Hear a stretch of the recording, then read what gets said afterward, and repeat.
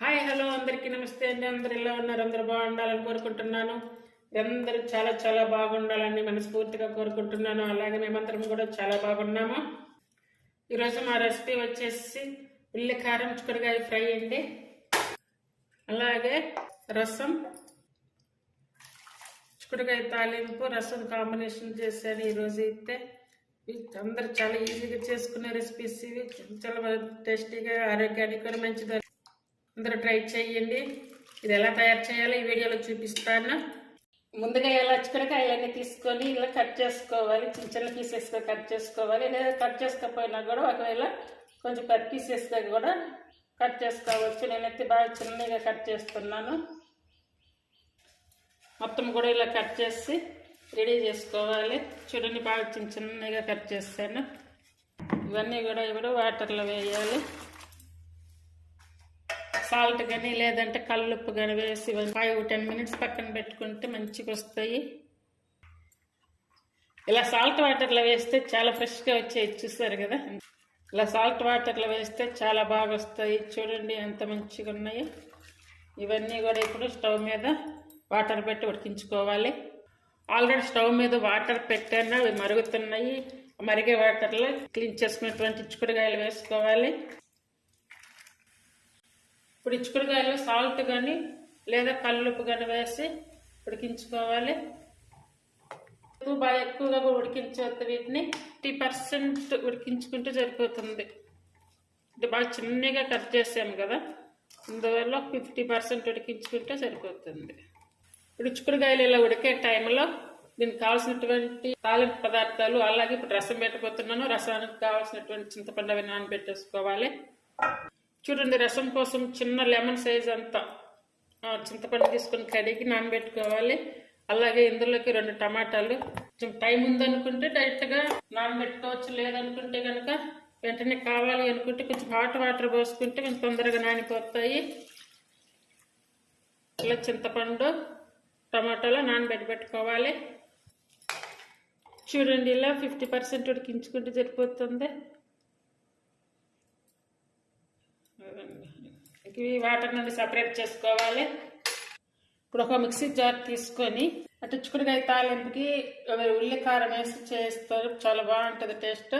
ఇప్పుడు ఒక 5-6 వెల్లుల్లి, అలాగే చిన్న పసుపు, పచ్చి పసుపు ఉంటే వేస్తున్నాను. అది చిన్న చిన్న పీసెస్గా కట్ చేసుకొని డైరెక్ట్గా వేసుకోవాలి. మీడియం సైజ్ ఒకటి ఆనియన్, అలాగే కారం అంటే చిల్లీ పౌడరు తీసుకున్నా. ఒకవేళ మీకు మిరపకాయలు కావాలనుకుంటే కనుక మిరపకాయలు కూడా తీసుకోవచ్చు. కారం వచ్చేసి 1 స్పూను. ఇప్పుడు ఇదంతా కూడా మిక్సీ పట్టుకోవాలి. టేస్ట్ సరిపడా సాల్ట్.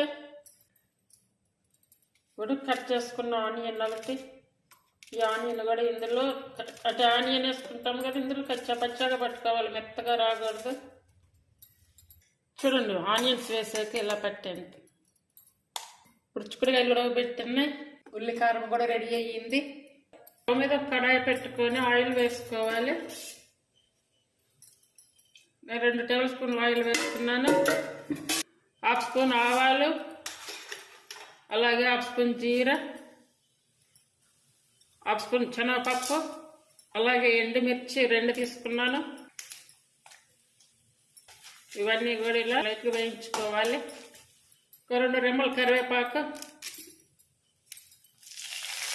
అలాగే కట్ చేసుకున్న ఆనియన్. ఇప్పుడు 50% ఉడికించి పెట్టుకున్నాము కదా చిక్కుడుకాయలు. ఈ చిక్కుడుకాయలని తాలింపులో వేసుకోవాలి. ఈ చిక్కుడుకాయలు ఇలాగే మిడిల్ ఫ్లేమ్ మీద కానీ లేదంటే సిమ్ మీద కానీ పెట్టి ఇట్లా కలుపుకుంటూ ఉడికించుకోవాలి. ఈ తాలింపులోనే ఒక 10 మినిట్స్ అయినా ఉంచాలి. తాలింపులో మగ్గితే బాగుంటుంది. తాలింపులో ఇలా ఒక 10 మినిట్స్ ఉడికించుకున్నాక మనం ముందుగా తయారు చేసి పెట్టుకున్నటువంటి ఉల్లి కారం వేసుకోవాలి. ఒకసారి సాల్ట్ కూడా చెక్ చేసుకొని వేసుకోవాలి. కొంచెం తక్కువగా ఉంది, కొంచెం వేస్తున్నాను. ఈ ఉల్లి కారం వేసుకున్నాక ఇదంతా మంచిగా కలిసేలా కలుపుకోవాలి. ఆల్రెడీ ఉల్లిపాయలు, వెల్లుల్లి, కారం అన్నీ కూడా పచ్చివి కాబట్టి ఈ కారం వేసుకున్నాక కూడా కొద్దిసేపు ఉంచాలి స్టవ్ మీద. ఈ కారం అంతా కూడా చిక్కుడుకాయలు పట్టేలా మాత్రం బాగా కలుపుకోవాలి. మసాలా కారం వేస్తుంది కదా, ఇలాగే సిమ్ మీద పెట్టుకొని మూత పెట్టకుండా మంచిగా ఫ్రై చేసుకోవాలి. చూడండి 5 మినిట్స్ తర్వాత మంచిగా ఫ్రై అయ్యింది, మంచి స్మెల్ కూడా వస్తుంది. ఇప్పుడు కొంచెం కరివేపాకులు వేస్తున్నాను. ఒకవేళ మీకు కొత్తిమీర కావాలనుకుంటే వేసుకోవచ్చు. నేను కొత్తిమీర వేయకుండా కరివేపాకులు వేస్తున్నాను. ఇంతేనండి, ఉల్లికారం చిక్కుడుకాయ తాలింపు రెడీ అయ్యింది. ఇప్పుడు స్టవ్ ఆపేసుకోవాలి. ఇది ఒక సర్వింగ్ బౌల్లోకి తీసుకోవాలి. దీంతో పాటు ఇప్పుడు రసం కూడా పెట్టబోతున్నాను. ఇప్పుడు రసం తయారు చేస్తా. ముందుగా చింతపండు ఇలా నానబెట్టుకొని, టమాటాలు కూడా కొంచెం మెత్తటి టమాటాలు తీసుకొని ఇలా రసం తీసి పెట్టుకోవాలి. ఈ రసం అంతా కూడా రెడీ అయ్యింది. ఒక మిక్సీ జార్ తీసుకోవాలి.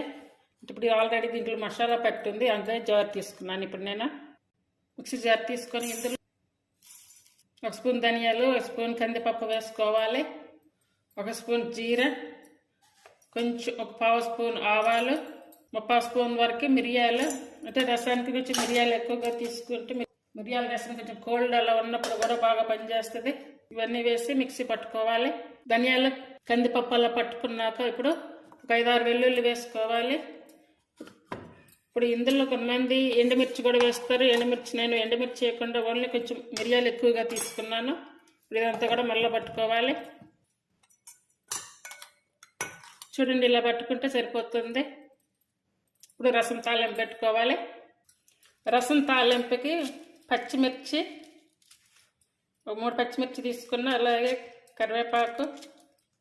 రసం తాలింపుకి స్టవ్ మీద కడాయి పెట్టుకుని 1 స్పూన్ ఆయిల్ వేస్తున్నాను. కొంచెం ఎండు మెంతులు వేస్తున్నా, అలాగే 1/2 స్పూన్ ఆవాలు, 1 స్పూన్ జీరా, కట్ చేసుకున్నటువంటి పచ్చిమిర్చి, కొంచెం కరివేపాకు, ఇంగువ కొంచెం వేసుకోవాలి. పచ్చిమిర్చి, కరివేపాకు అన్నీ వేయించుకున్నాక ఇప్పుడు ముందుగా మసాలా పెట్టుకున్నాము కదా, ఈ మసాలా వేసుకోవాలి. మళ్ళీ ముందుగా కలిపి పెట్టుకున్నటువంటి చింతపండు టమాటా రసం వేసుకోవాలి.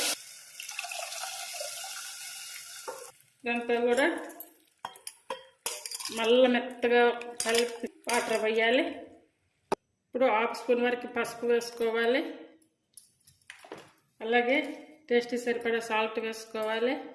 నేను కారం వేయట్లేదు, ఓన్లీ మిరియాలు వేస్తాము కదా, ఆ మిరియాల కారంతోనే సరిపోతుంది. ఒకవేళ మీకు కావాలి అనుకుంటే వేసుకోవచ్చు.